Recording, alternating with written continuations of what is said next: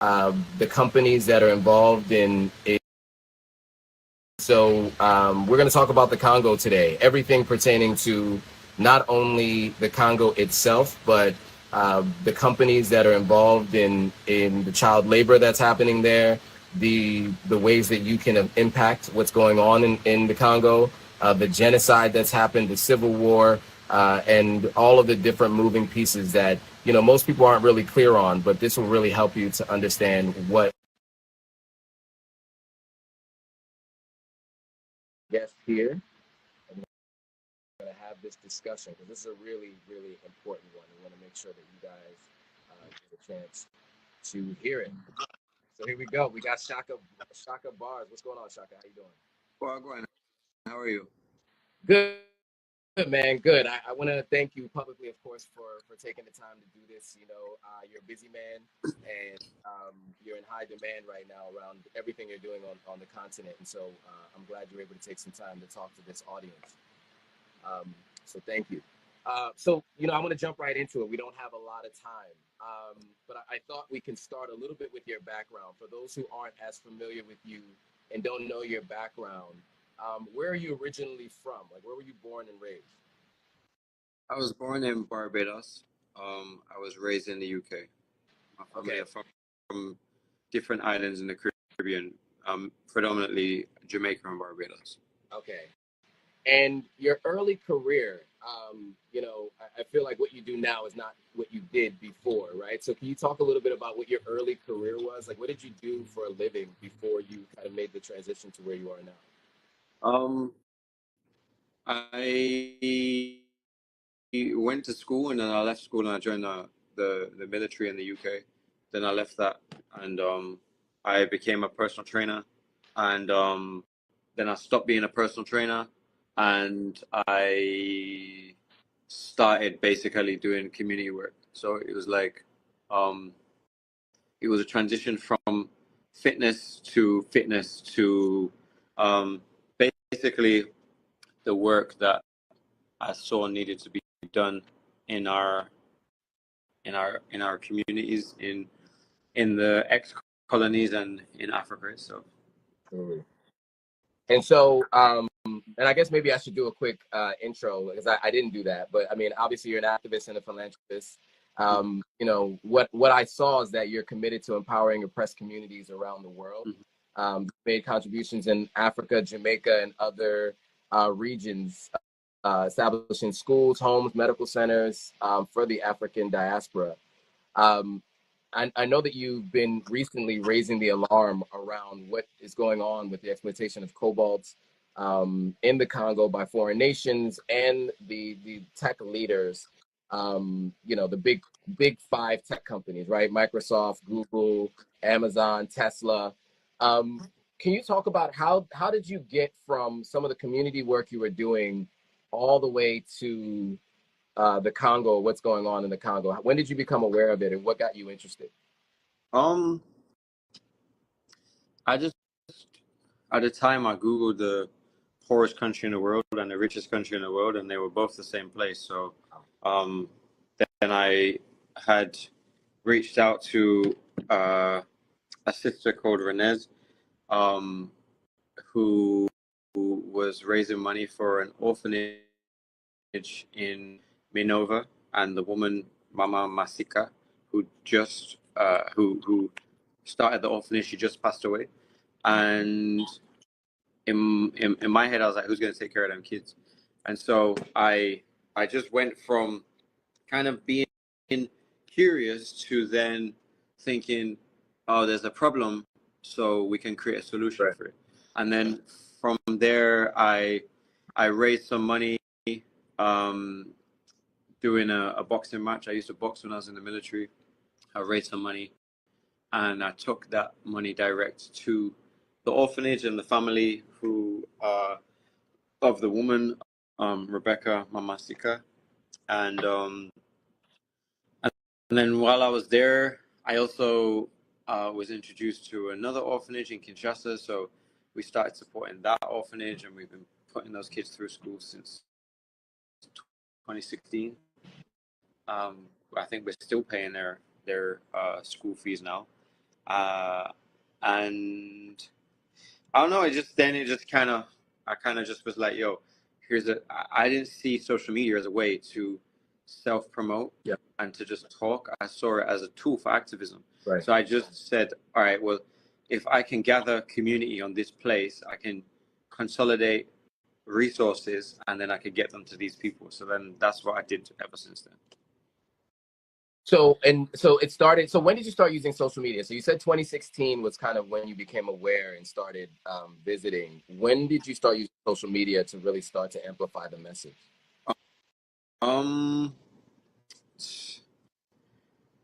Like 2016, 2015, 2014, I was using social media, but like using it to do community fitness events and stuff.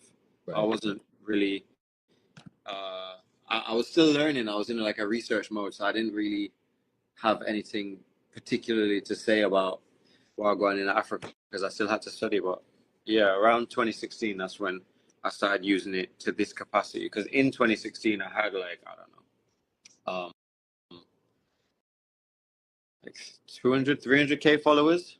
By 2017, I was up to 600, 700 followers. Okay. 700,000 followers. And then 2020 was a million. And then since then, they've been censoring me very heavy. So the growth has been limited. But before that, I was just doing fitness and workout stuff. Yeah, and on that topic, I mean, I think you and I have both had this challenge. You're back live on your main page. I am going live on a backup page. What do you think it is that has caused you to be shadow banned? I mean, I know I started following your page maybe about 3 years ago, and I noticed that if I went to search for you, I had issues adding you on this particular live. There was some challenges. There was a warning that was given to me.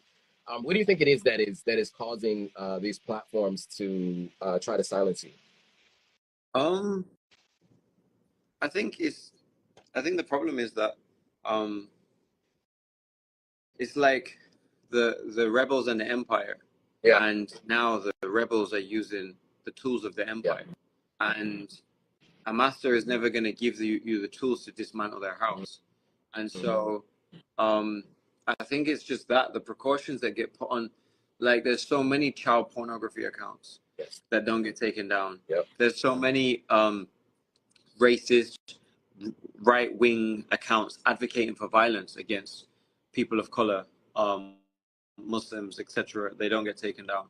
There's so many accounts where women are promoting their OnlyFans and basically doing everything apart from showing their vaginas being penetrated. Right. They don't get taken down.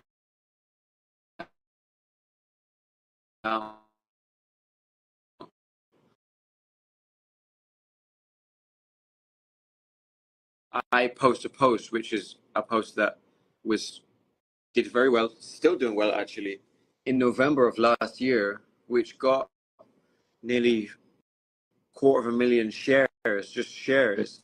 And speaking of what's going on in the Congo, I'm gonna get fact checked for false information, and then until like yesterday, I couldn't go live from November. So I think it's just that. I think it's the master never gives you the tools to dismantle their house, and if you then start using these tools, so I think it's just that there's we know what it is where TikTok has been giving white creators this altruistic mega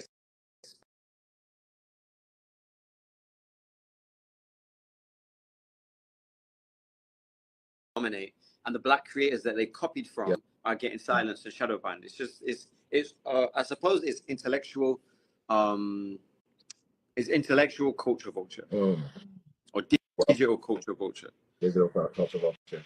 So now we talked a little bit about what's happening on the platforms. I do want to get back to the Congo because I think that that was the purpose of this discussion. So there was a recent court case where unfortunately the responsibility that we all know lies at the feet of the big tech companies did not win out in court. And so I think maybe we should start with the court case and talk a little bit about why these companies are on the continent. I've heard you talk about this before, and then maybe we can talk a little bit more about the history.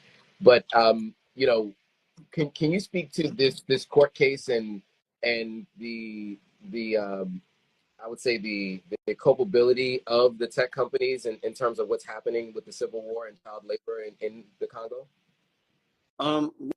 White man law has always been created to protect white man and destroy black man.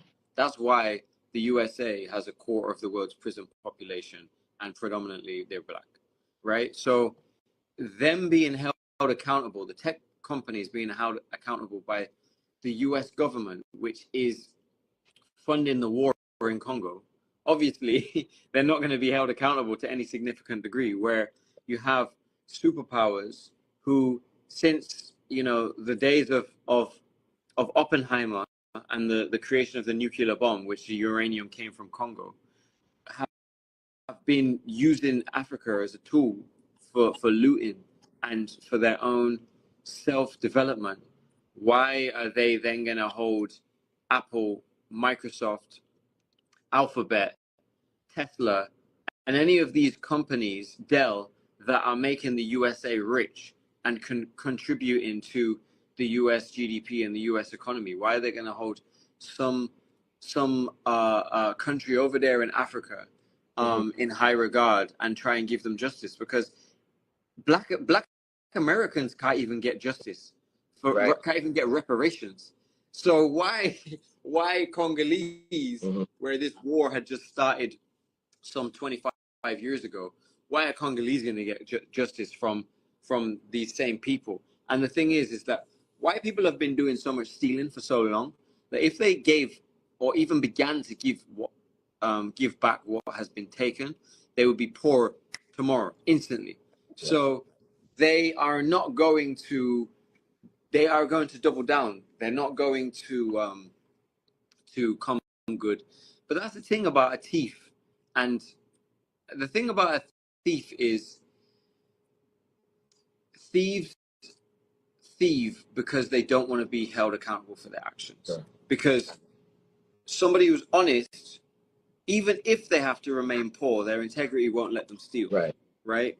If you have any type of conscience and you have any type of real integrity, if you got rich by stealing, and then the people who you stole from come and say, hey, can you share some of this, or can we have something back? And you say to them, no, it wasn't me, it was my ancestors, or something along those lines that they usually say, then you have a mental illness. You can't reason with these people. And people love the story of Avatar, and they love seeing the blue people, resist the bombings of this empire American, I don't know, these American armed robbers coming over, these white American armed robbers coming over. People love seeing the blue people succeed. They love the underdog story, right? But when it actually comes down to it, in terms of immigration laws, and when it comes to GDP of the country, even the price of gas, people are like, yeah, you know what? Those poor people can stay poor so I can stay rich. Right. And you even have blacks in North America who have this rhetoric that they ain't got nothing to do with me. That's them Africans over there, right? You have Caribbeans who have an idea that in the Caribbean, as much as the Caribbean has been suffering from colonialism, at least it's not as bad as what's being done in Africa, or I can never go in Africa. Right. At the same time, there is travesty and stealing in Africa, but there's way more rich people in Africa than there are in the Caribbean. I'll tell you that for free.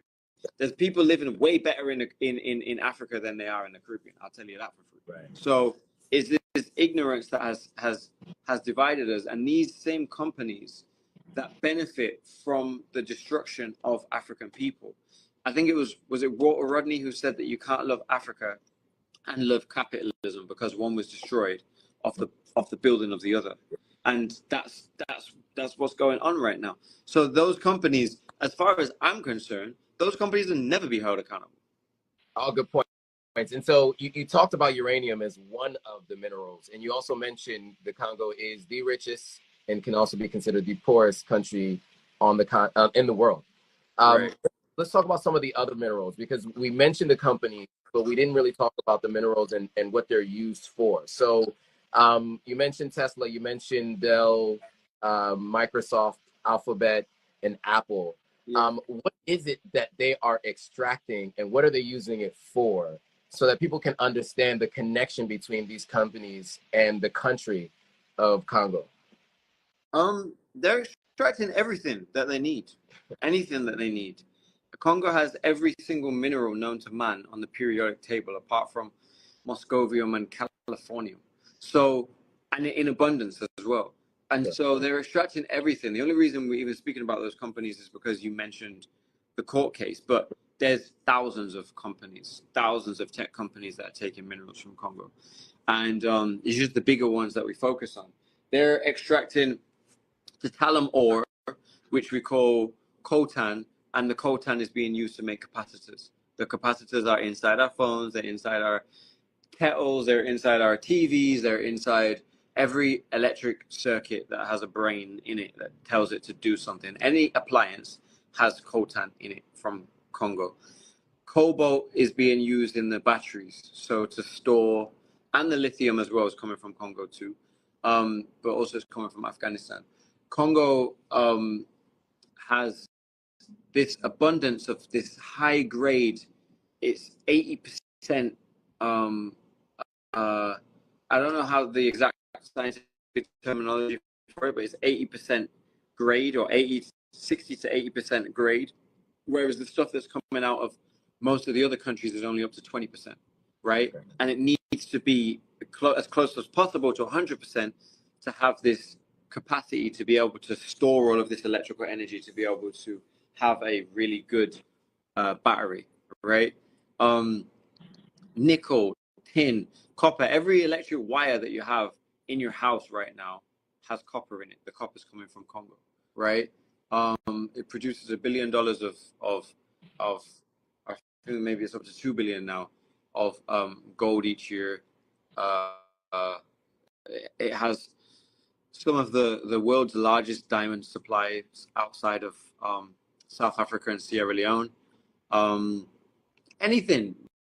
But they're mainly the main things that they're going for is the things that they put into their tech, and that is cobalt, coltan, wolframite, tungsten. Like every time your phone vibrates, that's a piece of tungsten spinning around that comes from Congo because it's very dense, right?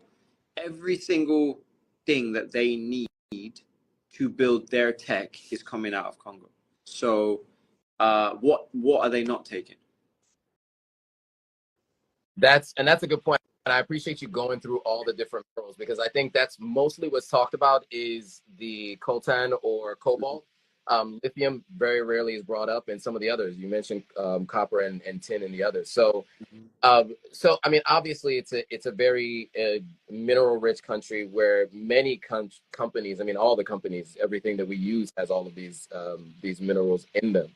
And so, you know, obviously, there's been a decades long civil war in Congo. And you've been there and you've been watching the conflict up close and personal. Can you talk a little bit about what's happened? Like what caused the conflict and where are we today? And I know that you've been showing some of the displacement camps, the one that was recently bombed. But can we talk a little bit about the history maybe of the civil war there, and so that people can get an understanding of what's happened, and then we can kind of get to where we are today? So to cut a long story short, there was a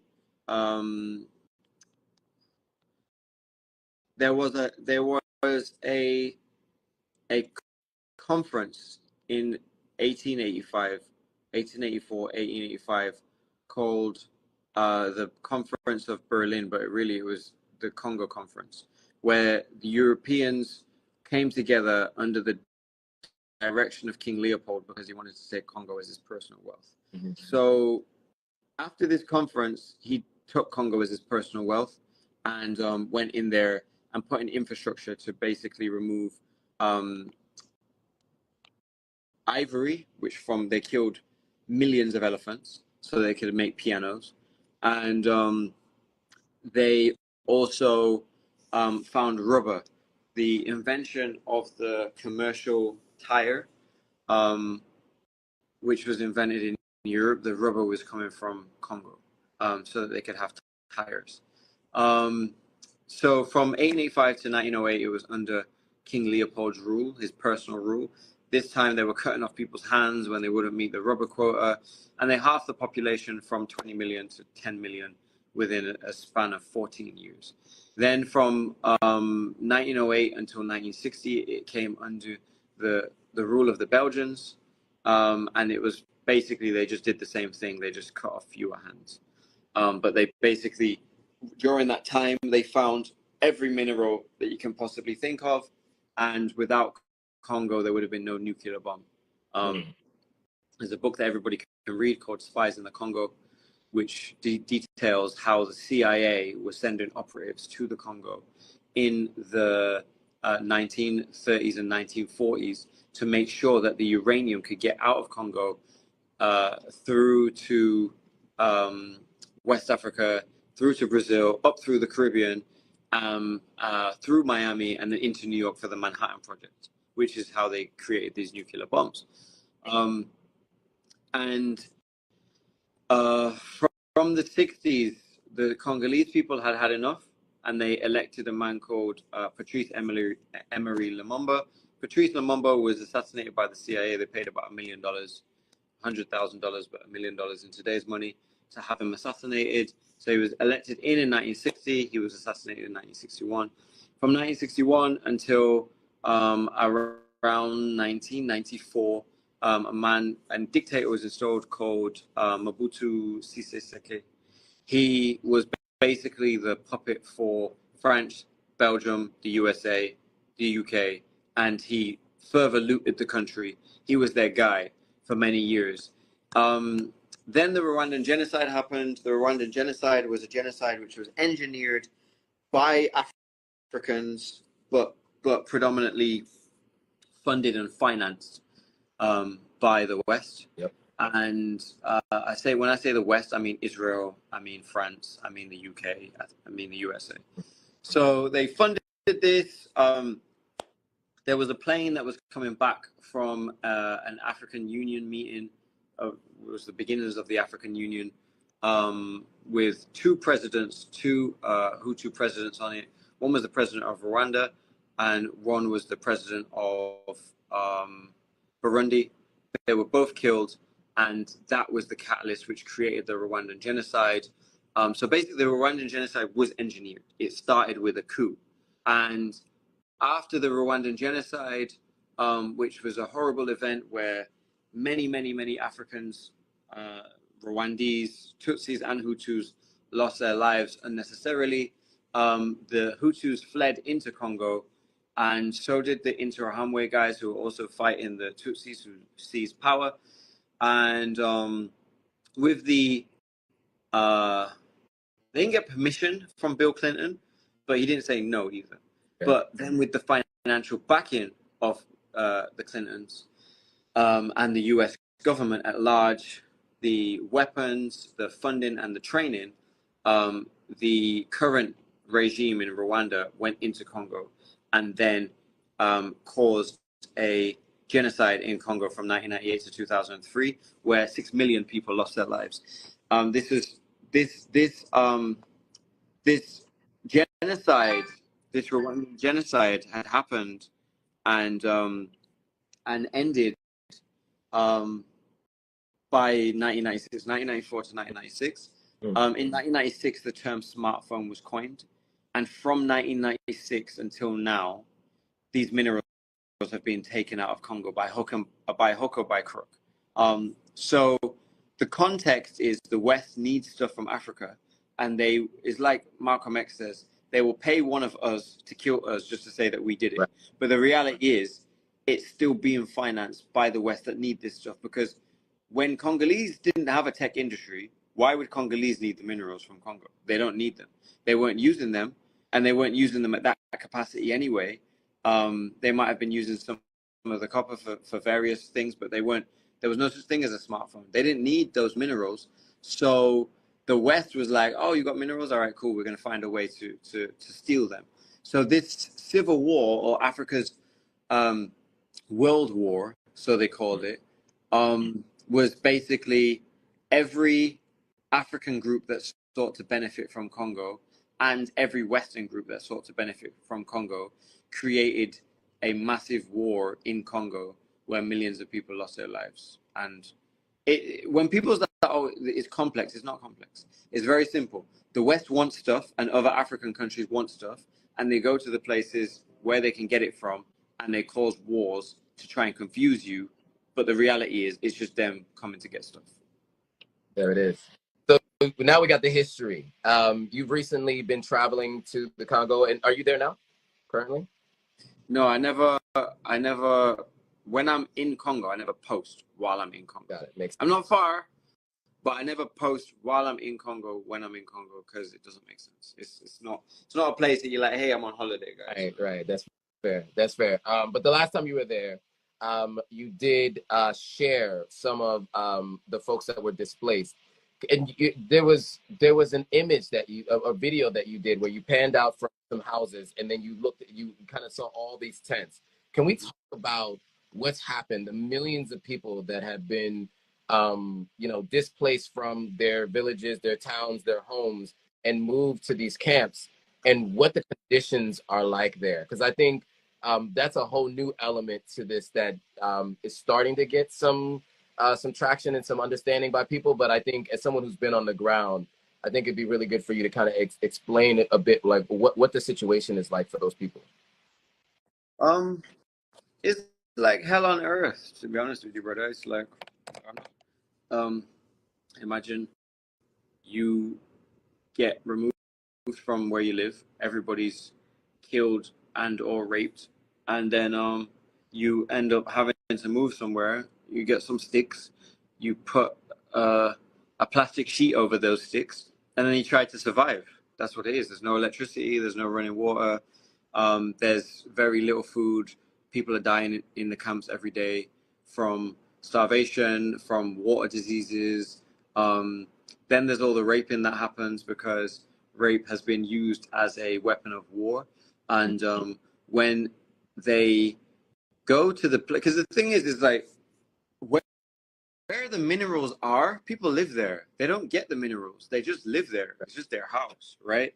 So they turn up and they're like, all right, well, we need the minerals. So they rape the women, they kill the men, and anybody who can flee, flees. And then the reason why they rape the women is because when you're a man and your wife has been raped in front of you and you can't do anything about it, you can't protect her, the family's now broken. The men don't want to go back there anymore if they survive, if they're alive. The women don't want to go back there anymore because that was where they were raped and destroyed. Right. So they move to areas where there's no minerals, but there's minerals everywhere in Congo. They just haven't dug deep enough, right? So they move to areas where they don't want to explore for minerals right now, and then they just survive there. And the places where these people used to live, where all these mines are, these were where villages were. And right. So the West, so I was in I've been going to Congo for like 8 years now, but I was in North Kivu, which is one of the most contested conflict areas, when in 2022, when basically an area called Rushuru, some white people found some lithium in that area. And so what they decided to do, I don't know the specific white people, just that's what the Congolese people have said, is that's what happened. White people found some minerals there, and the next week what happens?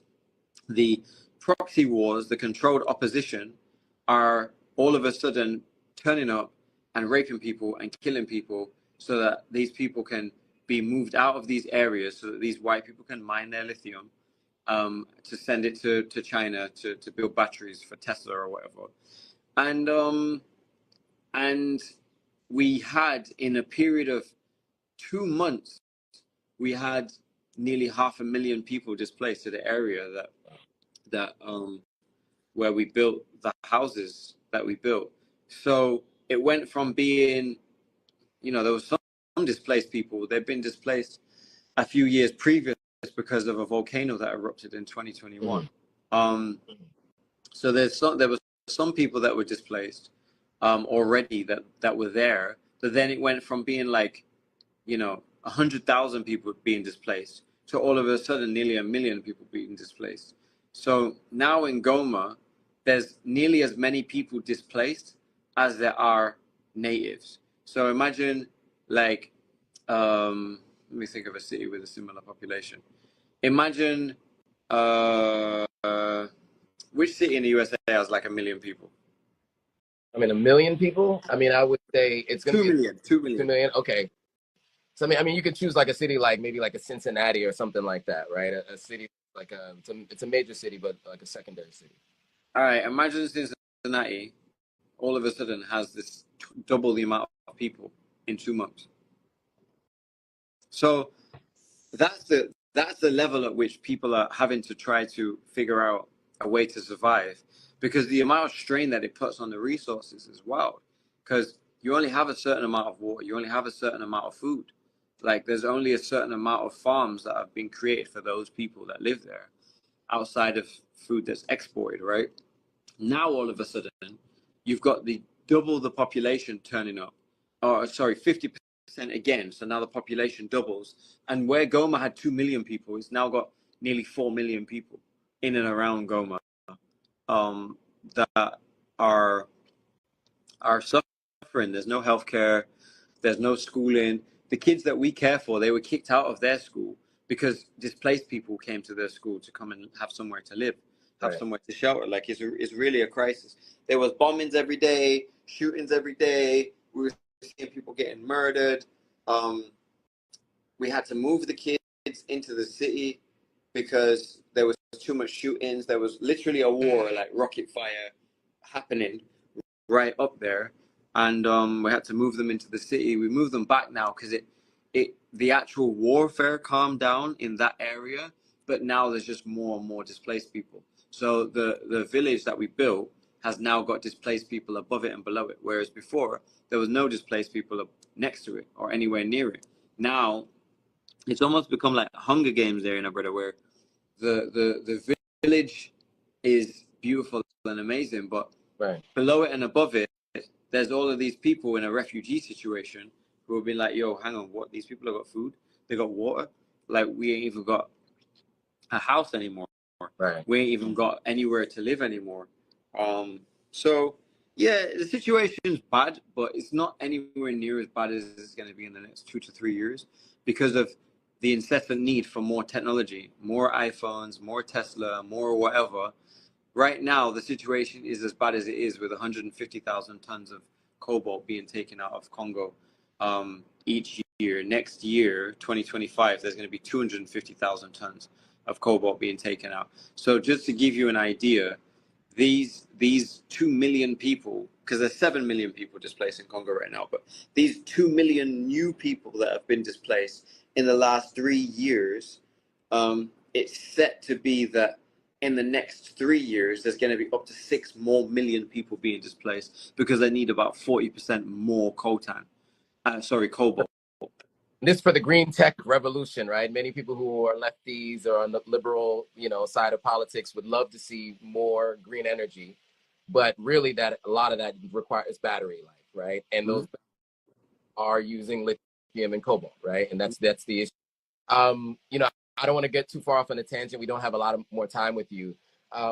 People are asking, how can they help? I mean, let's start with what you have been doing, because you did mention that briefly. You've been building houses, schools, medical facilities. Let's talk about what you have been doing, and then how can people support what you're doing? We built a village because the head of civil protection after the volcano eruption brought us around 22 orphan children.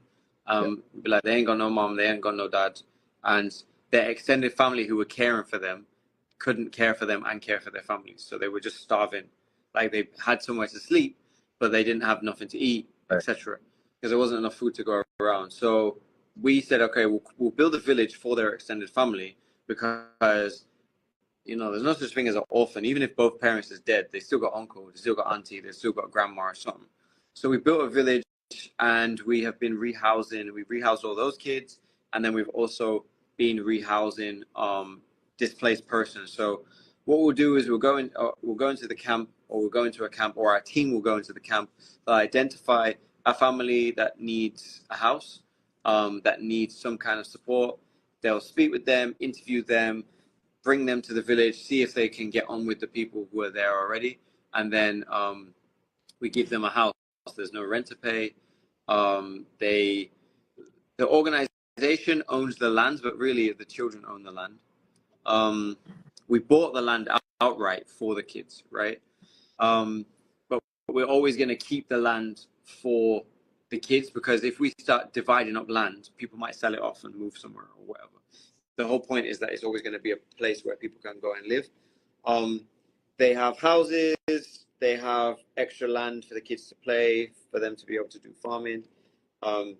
Currently, all of the adults in the village right now are going for a training program, so that they're learning carpentry, soap making, business skills, so that they are able to be self-sustainable. That's what we're working on right now.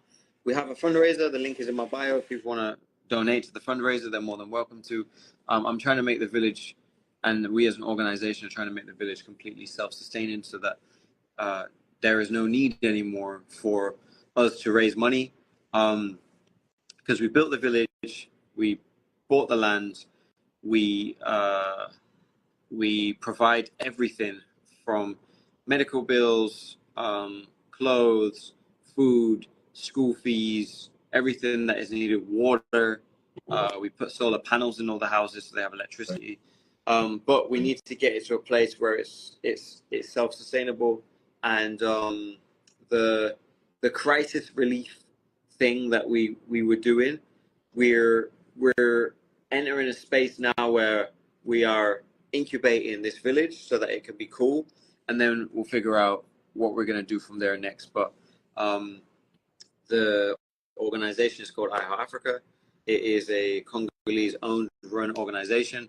The sister that I mentioned, Renez, who's a Congolese sister, we started iHeart Africa back in 2016. It's been running ever since then. Now Olivia, a young sister who's also Congolese, she's now the director of the organization. And we do our best to take care of these kids and take care of this village. But eventually the village is going to have to take care of itself. So the money that we're raising right now is to create that self-sustainability. We're also starting a soap business where people will be able to buy soap that's made from natural plants that grows on the side of the volcano, like medicinal, amazing soap. Is amazing. Your skin feels amazing afterwards, because they don't need aid, they need trade, right? Really, because they're not going to be able to develop off us giving them. As soon as we stop giving them, the whole thing will die. So we're transitioning them into a space where they don't need us anymore, and we can just be their friends and cool, you know. Teach a man to fish. And that's the issue in Africa right now, right? Everyone has their hands out, and it's all aid, and they haven't been, as a continent, many of them have not become self-sufficient. Okay, so we talked about iHeartAfrica.org, and the page is at iHeartAfrica.org, yeah, right? That's the Instagram. DOTORG, not dot, because we tried to do that, but a white woman from South Africa already had the name, and she said that she loved Africa so much, but she wouldn't sell it to us, and she doesn't have an org or anything like that. She just decided that that's what she would do. So, okay, so DOTORG, yeah. And then of course it's in your description as well. Obviously you're back live on Chaka Bars, the main page. There's also the backup page, Chaka Bars Live. If you guys want to follow what I'm doing and some of my stuff, we, Chaka is collaborating with me on some posts. I'm at Authentic African as well. I've also been banned from going live on my main page, so this is the backup page. But all of that will be in the description when this goes back up as a replay video. Anything else you wanna say to the folks out there before we let you go? Yeah, the main thing is that is Babylon's tricks. It is the green tech revolution is being sold to us as the savior of humanity from white men's consumption. The green tech revolution is just white men's consumption again. Right. And always there seems to be black African, there seems to be a black African cost or black African lives lost so that white people can live the way that they want to live on earth. And whenever you hear green tech and these are the solutions for climate change, we had posted a post a few weeks ago, and it was infographic basically showing that the world's top 1%, so top 1% of the world, produce 50% more carbon emissions than the world's bottom 50%, right? The world's top 1% produces 15% of the world's carbon emissions. The world's bottom 50%, these are the people living in Congo. Right. These are the people living in Sudan. These are the people living in Somalia. The world's bottom 50% produce 7%. World's top 1% produce 15% of the world's carbon emissions. The world's bottom 50% produce 7% of the world's carbon emissions, right? Then the next top 10% produce another 20% of the carbon emissions. So if you just look at the world's top 1% or the world's top 10%, right? They produce over 35% of the carbon emissions on Earth, right? So this 10% is producing as much. This I didn't even think about it like that. This 10% is producing 5 times as much as the world's bottom 50%, right? So when they're selling you this dream of this is the tech revolution and this is the solution for white man pollution, just know it's confusion. Oh yeah. Just know it's confusion. And where people want where people say that they want solutions, but they just causing more confusion. I'm sitting here thinking to myself, I want retribution. That's what I want. I want retribution. I want restitution. These people want constitution. There's a difference, you know? And always think to yourself, what were our ancestors who were taken on ships? What were our ancestors who were facing violence, structural violence from white people? What would they say and what would they do? Because they definitely wouldn't be trying to get the new iPhone. There it is. There it is. Okay, I'll leave it on that note. I know you have to go, but I really appreciate you taking the time, and I want to thank everybody for joining this